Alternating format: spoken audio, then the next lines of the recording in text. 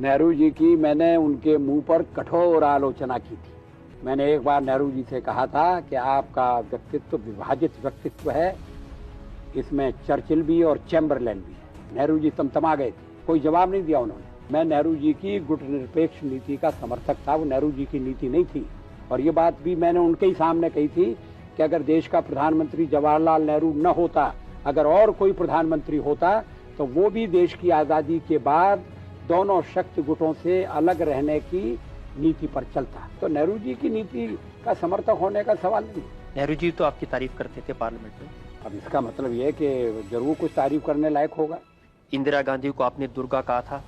मैंने दुर्गा नहीं कहा, ये भी अखबार वालों ने छाप दिया और मैं खंडन करता रह गया कि मैंने नहीं कहा नहीं, आपने कहा है, आपने कहा है। फिर इस पर बड़ी खोज हुई। श्रीमती पुपुल जयकर ने इंदिरा जी के बारे में एक पुस्तक लिखी और उस पुस्तक में वो इस बात का उल्लेख करना चाहती थी कि वाजपेयी ने इंदिरा जी को दुर्गा कहा है। तो पहले मेरे पास आई, मैंने कहा कि नहीं, मैंने नहीं कहा। मेरे नाम से छप गया था जरूर, लेकिन मैंने कहा नहीं था।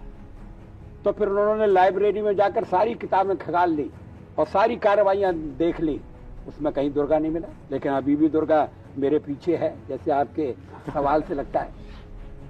अभी तो आपके पीछे सोनिया जी हैं।